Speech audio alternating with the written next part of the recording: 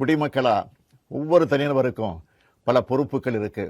அதையெல்லாம் நம்ம சரியா செஞ்சு நாம தான் நம்ம கிராமத்தை அடுத்த கட்டத்துக்கு கொண்டு போகணும்.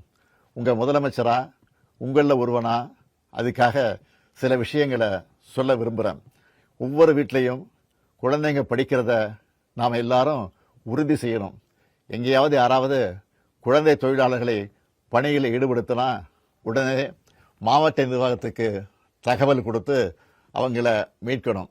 இதை கிராம ஊராட்சிகள், பொதுமக்கள் மற்ற அரசு அலுவலர்கள்னு எல்லாரும் பொறுப்போட கண்காணிக்கணும். அடுத்து கிராம மேம்பாட்டுக்கு முக்கியமான திட்டமான 100 நாள் வேலை திட்டம். இந்த திட்டம் முறையாக செயல்பட்டு வர்றத கண்டிப்பாக உறுதி செய்யணும். இந்த திட்டத்தில் வரவு செலவு எவ்வளவு, எத்தனை பேருக்கு வேலை வாய்ப்பு கொடுக்கப்பட்டிருக்குதுன்னு எல்லா தகவல்களும் வெளிப்படையாக இருக்கணும். அடுத்து ஒவ்வொரு தனி மனிதருக்கும் சமூக பொறுப்பு இருக்கணும். நம்ம வீடு குப்பை குளமாக இருந்தால் சும்மாவா இருப்போம்? நம்ம எல்லாரோட வீடும் சேர்ந்தது தான் நம்ம கிராமம். அதை சுத்தமாக வச்சுக்கிற பொறுப்பு நமக்குத்தானே இருக்கு. முடிஞ்ச அளவுக்கு பிளாஸ்டிக் பயன்பாட்டை குறைக்க முயற்சி பண்ணணும்.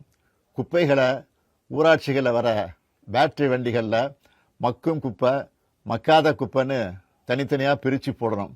கண்ட இடத்துல குப்பை போடுறத தவிர்க்கணும். ஊராட்சி நிர்வாகங்களை சேர்ந்தவங்க குப்பைகளை பிரிக்கிறது, கழிவுநீர் மேலாண்மை பற்றியெல்லாம் மக்களுக்கு தெளிவாக எடுத்து சொல்லி விழிப்புணர்வு ஏற்படுத்தணும். என்னடா இதெல்லாம் சின்ன சின்ன விஷயமாச்சா, இதையெல்லாம் சிஎம் சொல்லணுமான்னு நினைக்கிறீங்களா? சின்ன சின்ன விஷயங்களை நாம் கரெக்டாக செஞ்சால பெரிய பெரிய நன்மைகள் நிச்சயம் உண்டாகும். நோயற்ற வாழ்வுதான் குறைவற்ற செல்வம்னு எல்லாருக்குமே தெரியும். இந்த நோயற்ற வாழ்வுக்கு சுகாதாரம்தான் அடிப்படை.